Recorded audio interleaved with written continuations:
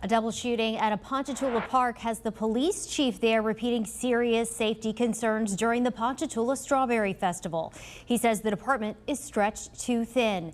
The shooting happened just after 5 tonight at Tasker Park on North First Street, not at the festival. The police chief, Bry Larison, tells Fox 8 his department has warned of off-site violence during the fest weekend for years. And last year, the chief even asked the city council to approve closing all parks except the fairgrounds during the Strawberry Festival, saying there are not enough officers to staff the event and monitor activities at other parks.